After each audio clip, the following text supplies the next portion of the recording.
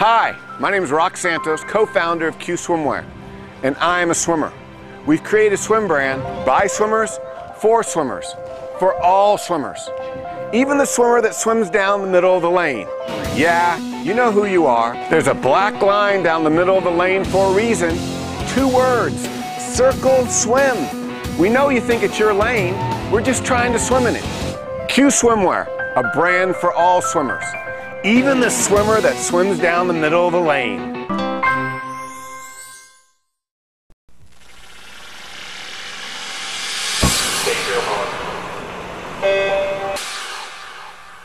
This is the Morning Swim Show for Tuesday, February 15th, 2011. I'm your host, Peter Bush. In the Finis Monitor today, we'll talk to Sam Kendricks. He is one of the best announcers in the sport of swimming.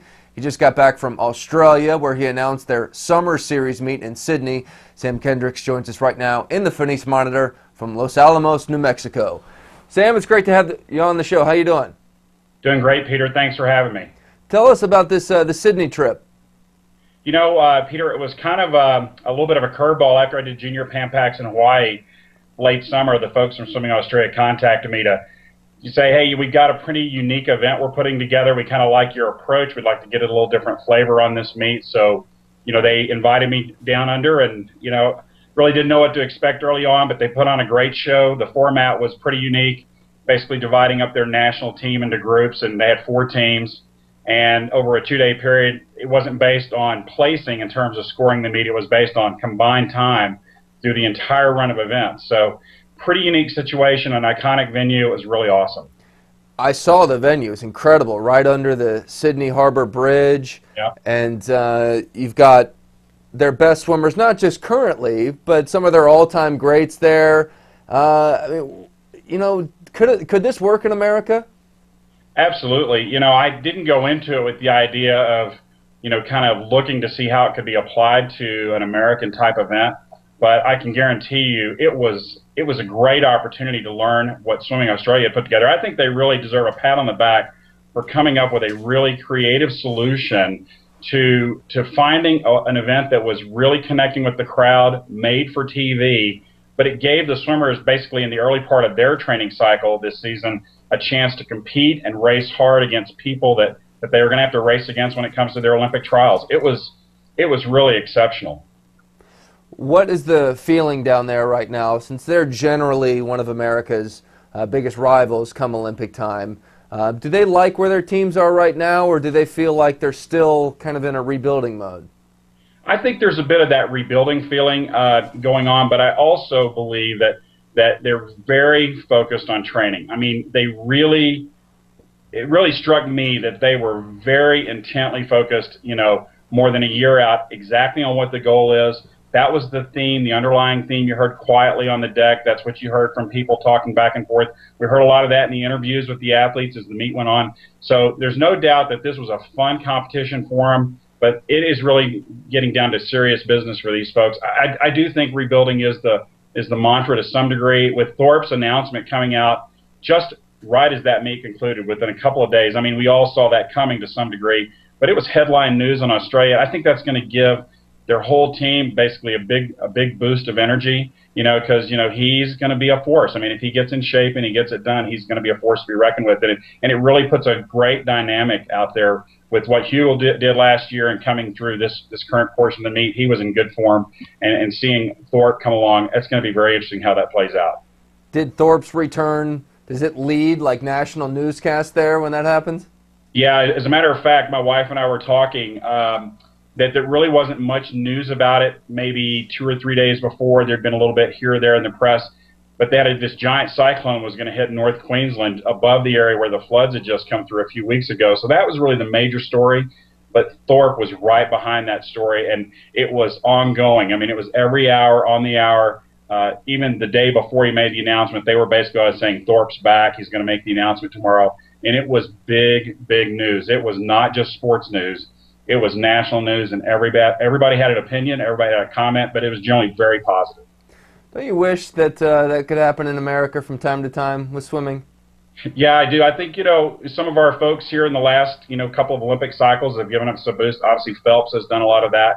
But, you know, I really think swimming in Australia, one of the things that I learned is it's a cultural ideal in their society. I mean, they're so coastal in terms of where the population is based that swimming and safety in swimming is basically from the time they're born. And so there are other sports such as rugby and cricket and things like that that get a lot of national headlines day in, day out. But swimming was part of their fabric. I'll give you an example.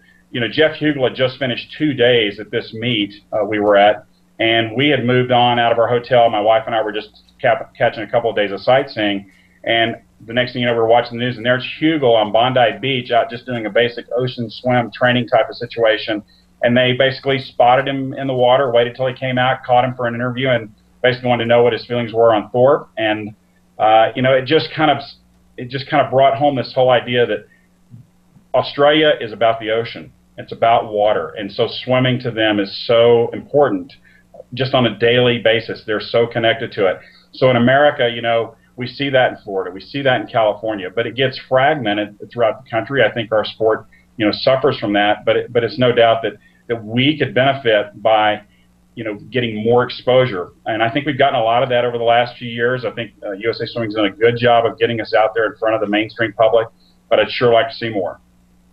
All right, so you're back in the States. You've got a couple big meets coming up, and we always look forward to college season time. You're going to be doing both NCAAs this year?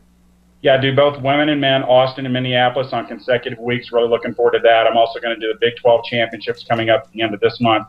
I'll also be in Austin doing the American Short Course Championships between the conference championship season and the NCAAs. All right, I got to tell you, we like to joke around Swimming World because we love the way you announce, and we love especially the way you enthusiastically pronounce some specific names. And we've got Connor Dwyer coming on the show this week, and I can't get it out of my head. I sound like I don't even want to say it, but I keep walking into the Swimming World office every day, and I go, Connor Dwyer! And that's all because of you, Sam. Thanks a lot. It's stuck in my head. Well, Peter, I don't know if that's a blessing or a curse, but, I spent many years coaching and going to a lot of boring swim meets. So when I got out of coaching, now over a decade ago, and people were asking me to announce again, I basically said, if I'm going to do this, I'm going to have a good time. So I didn't really know where that would go, and I certainly am no blindfold buffer. But kudos to those type of folks. I think just some energy and enthusiasm is so important in what we do in our sport, and we really need to find an opportunity to focus on that and really bring the crowd and the athletes together whenever possible. So, I'm happy that I can just, be a little part of it, but, compared to what those folks do in the pool, I'm no big deal. Favorite name to announce? Wow, that's a tough one. There's got to be someone you're like, oh man, I hope they make finals because I love saying their name behind the blocks. I can tell you this. There are some names I don't like to announce. That are borderline, that you always worry if you make a mistake, it's gonna be a catastrophe. Oh, what's one of those? I'm not even gonna go there. Let's see. There's a kid up in Minnesota. Occasionally, I've come close on. I don't know. I think some of the things I really like doing is actually being with new kids that are coming up through the sport that haven't really been exposed to the national or junior national level. And I love seeing them in their first kind of big A or B final, and they're really kind of figuring it all out. And, man, they've been dreaming about an opportunity to be in that role, and I really relish the opportunity to kind of make that special for them. So, I think that's really important to me. And, one of the things that I love is being at a meet and getting a text message or an email from a parent who's at the meet or watching online, and it's a quick thank you. Hey, that was special for us. That was special for our family. That actually is as fun as anything I get to do at the meets. They should have a rule. If you're at the meet, you have to announce it. Because I'm not going to name names, but I've been at some meets, and you were there, but you weren't announcing. And, oh, my God, was I hoping that you would jump in that chair.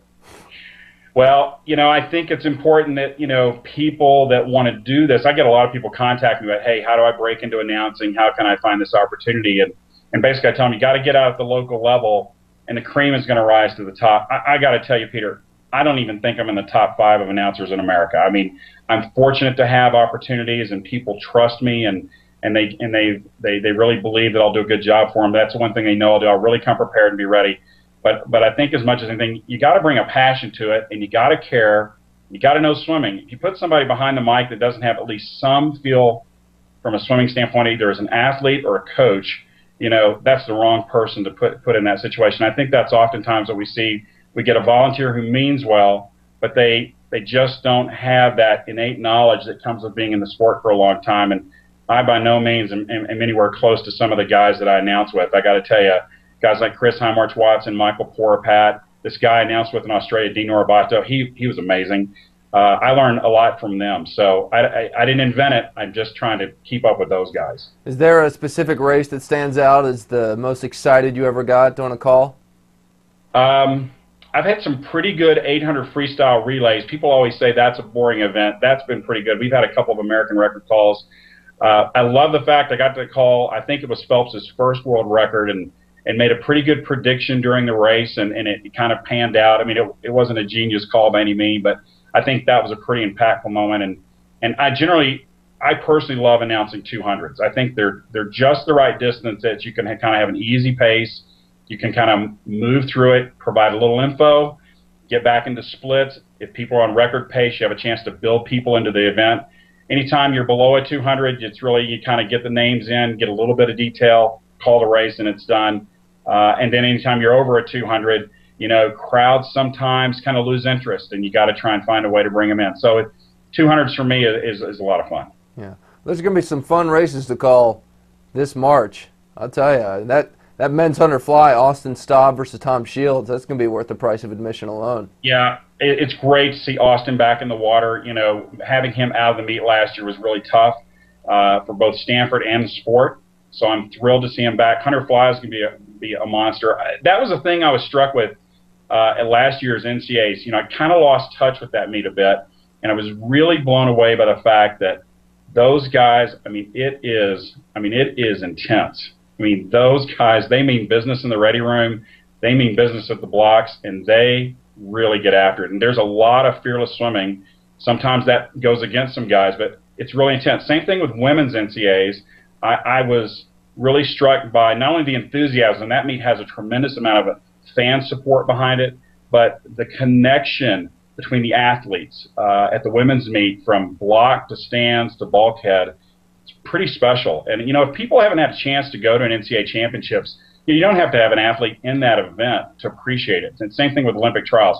I would encourage anybody who has a chance to go see that level of swimming. If you've got a young swimmer, take one of those kids with you and go sit down for a day or two. You'll be blown away. It will absolutely be a magical experience for those kids. Sam, can we get a Connor Dwyer before we let you go? I can't wait till March. You bet. Lane 4, Connor Dwyer. I love it. Awesome. Thanks, Sam. Appreciate you joining us. Peter, always a pleasure. You guys do a great job. Keep it up. All right, thanks. We'll see you this season. All right, that's Sam Kendricks joining us from New Mexico. Love that guy's announcing. That is it for today's show. I'm Peter Bush, reminding you to keep your head down at the finish.